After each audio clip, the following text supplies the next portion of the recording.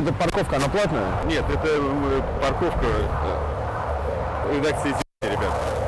А есть, да, какие-то документы, что это редакция «Известия»? До какого она у вас оформлена числа? 25.04.2008.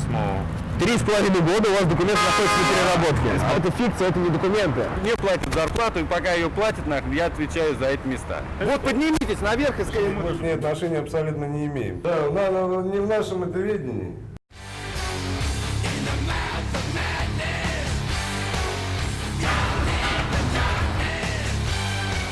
Вернемся сюда еще. Здравствуйте. Я бы хотел здесь припарковаться. Нет, здесь нельзя. Почему? Федеральное агентство, где руководитель. И что?